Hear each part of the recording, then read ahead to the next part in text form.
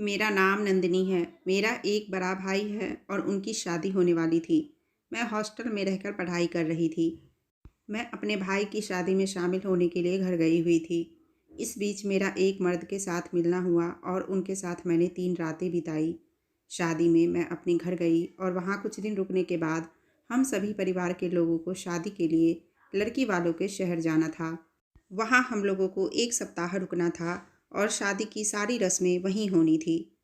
वहाँ हम लोगों ने एक होटल बुक किया था जहाँ पर शादी होनी थी।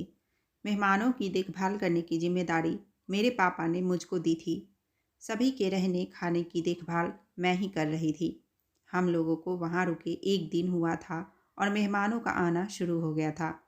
अगली सुबह मेरे भाई ने मुझसे कहा कि मेरे ऑफिस से मेरे कुछ दोस्त और मेरे कुछ अधिकारी आने वाले हैं। तुम उनके लिए 5 कमरों का इंतजाम कर देना और उसकी अच्छे से साफ सफाई करवा देना। भैया के कहने के अनुसार मैंने रूम तैयार करवा दिए। उसी दिन शाम को मेरा भाई मेरे पास आया और बोला, तुम उन्हें ले जाकर उनके कमरे में रुकवा दो। मैं बाहर गई और उनका वेलकम किया। 6 लोग थे जिनमें से एक भैया के सीनियर थे। मैं उन सबको लेकर उनके आगे आगे चलने लगी। उस दौरान मैंने गौर किया कि उन सभी की नज़रें मेरे बदन को गौर से देख रही थी। मैंने उस वक्त साड़ी पहनी हुई थी और उन सब की नज़र बार बार मेरी कमर और मेरी नाभि को देख रही थी। पता नहीं क्यों, लेकिन मैं लोगों की नज़र जल्दी ही भाप जाती हूँ और उसकी नज़र में मेरे प्रति एक हवस की झलक मुझे साफ दिखाई दे रही थी। नाश्ते के बाद मैं उनके कमरे से वापस आ गई और शाम के कार्यक्रम की तैयारी में लग गई। उस दिन संगीत का कार्यक्रम था और होटल के हॉल में हम सभी महिलाएं इकट्ठा होने लगी। हॉल के बीच में सभी महिलाएं जमीन पर बैठकर संगीत का कार्यक्रम कर रही थी और चारों तरफ कुर्सियां लगी हुई थी जिसमें परिवार के अन्य सदस्य बैठे हुए थे। कुछ देर बाद मेरे भाई के सभी दोस्त अपने अपने कमरों से तैयार होकर आए और वह भी आकर कुर्सी पर बैठ गए और कार्यक्रम देखने लगे।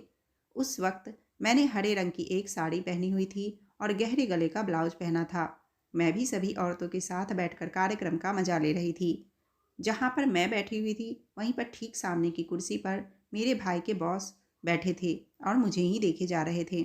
मैंने गौर किया कि उनकी नज़रें मेरी साड़ी से दिख रही कमर पर जा रही थी। मैं भी मज़े लेने के लिए उन्हें तरपाने का सोच लिया और जानबूझकर अपनी कमर को नहीं ढका। इसके साथ ही अपना आंचल और नीचे सरका दिया जिससे मेरे क्लीवेज उन्हें दिखने लगे। वो लगातार मुझे देख रहे थे और मैं उन्हें बिल्कुल अनदेखा कर रही थी, जैसे मुझे कुछ पता ही ना हो। मैं जब भी उनको देखती वो बस मुझे ही देख रहे होते थे और अब वह बार बार मुझे देख हल्की स्माइल देने लगे और मैं भी स्माइल करते हुए उन्हें देखने लगी। जब तक संगीत का कार्यक्रम चला मैं भी मज़े लेती रही। इसके बाद सब लोग खाना खाने के लिए दूसरे हॉल में चले गए। वहाँ पर सभी लोग अपनी अपनी प्लेट लिए हुए खाना खाने में व्यस्त थे। मैं भी अपनी प्लेट में खाना लेकर एक कुर्सी पर बैठकर अपने एक रिश्तेदार के साथ खाना खा रही थी।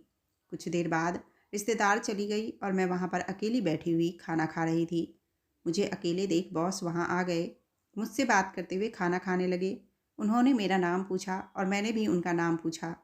बातों बातों में उन्होंने बताया कि उनका नाम अतुल है, वह दिल्ली के रहने वाले हैं। काफ़ी देर तक हम दोनों वहीं बैठे रहे, खाना खाया और बातें की। इसके बाद जब मैं जाने लगी तो उन्होंने मुझसे कहा, अगर मुझे किसी तरह की कोई ज़रूरत पड़ी तो क्या मैं आपके फ़ोन नंबर ले सकता हूँ?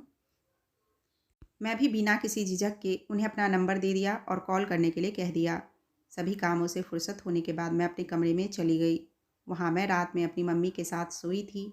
मैं कमरे में गई और साड़ी उतारकर नाइट गाउन पहनकर फ़ोन देखने लगी। मेरे कुछ मैसेजेस आए हुए थे जिनमें से एक नया नंबर था जो कि मेरे फ़ोन में सेव नहीं था। उसमें लिखा था कि जब भी आप फुर्सत हो तो इस नंबर पे मैसेज करिए।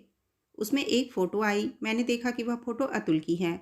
मैं समझ गई कि यह उनका ही नंबर है।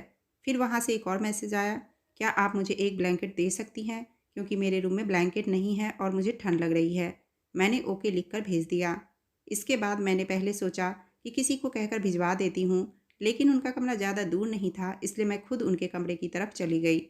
मैं उस वक्त स्लीवलेस नाइट गाउन में थी। मैंने कमरे के बाहर खड़ी होकर घंटी बजाई। अतुल जी ने दरवाज़ा खोला। सबसे पहले उनकी नज़र मेरे सीने पर गई। मुझे देख उनकी नज़र में एक अलग ही चमक थी। उस वक्त वह हाफ पैंट और बनियान में थे। मैंने उन्हें पानी दिया और जाने लगी। उन्होंने कहा, कुछ देर रुकोगी नहीं क्या? मैंने कहा, जी अभी नहीं, क्योंकि अभी मुझे सोना है। हम दोनों ने एक दूसरे को गुड नाइट कहा और मैं सोने चली गई। अगले दिन कोई कार्यक्रम नहीं था और सभी लोग बिल्कुल फ्री थे, इसलिए सभी लोग बाहर घूमने के लिए चले गए। होटल में मैं, मेरे भाई और मम्मी बस रुके हुए थे। थोड़ा बहुत काम निपटाने के बाद मैं होटल के पीछे बने हुए गार्डन में टहलने के लिए चली गई। मैं गार्डन में अकेली टहल रही थी। कुछ देर में मैंने देखा कि अतुल जी भी वहाँ पर आ गए और मेरे पास आकर बोले, आप नहीं गई क्या बाहर? मैंने कमरे की खिड़की से आपको यहाँ टहलते हुए देखा तो आ गया। अगर तुम बुरा ना मानो तो मैं कुछ देर तुम्हारे साथ समय बिता सकता हूँ। मैंने कहा, जी क्यों नहीं, वैसे भी मैं यहाँ अकेले बोर हो रही थी। हम दोनों में बातें होने लगी और हम दोनों बात करते हुए गार्डन में टहलने लगे। वह मुझसे मेरे बारे में पूछने लगे, मैं भी उनसे उनके परिवार के बारे में पूछती रही। उन्होंने बताया कि उनकी उम्र 29 साल है और उन्होंने अब तक शादी नहीं की है। कुछ देर टहलने के बाद हम दोनों वहीं पर एक कुर्सी पर जाकर बैठ गए। बातें करते हुए अतुल जी ने कहा, नंदिनी तुम बहुत खूबसूरत हो, तुम्हारा चेहरा काफ़ी अच्छा लगा मुझे और तुम्हारा स्वभाव उससे भी ज़्यादा अच्छा है। अब उनको क्या पता था कि मैं उनके मन को पहले दिन ही जान चुकी थी कि उनकी नज़र मेरे ऊपर थी। यह मैं जान चुकी थी। ऐसे ही वह बीच बीच में मेरी तारीफ़ करते रहे और मैं बस मुस्कुराती हुई उनकी बातें सुनती रही। करीब 1 घंटे तक हम दोनों वहीं पर बैठे हुए बात करते रहे और फिर वापस होटल में लौट आए। इसके बाद दोपहर का खाना खाने के बाद अपने कमरे में आराम करने चली गई। मेरी मम्मी मेरी मौसी लोगों के साथ मार्केट चली गई और मेरे भाई अपने कमरे में सो रहे थे। मैं कमरे में अकेली थी। तभी मोबाइल में अतुल जी का मैसेज आ गया और हम दोनों के बीच चैटिंग शुरू हो गई।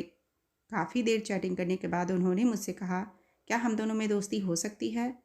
मैं तो सब समझ रही थी, लेकिन फिर भी मैंने कहा, देखिए हम दोनों का स्टेटस अलग है। आप मेरे भैया के बॉस हैं, ऐसे में दोस्ती कैसे संभव है? फिर भी वो मुझे मनाने के लिए जोर देते रहे और मैं जानबूझकर उन्हें टालती रही। फिर मैंने सोचा कि 2-4 दिन की तो बात है, इस बीच मेरा भी कुछ मनोरंजन हो जाएगा।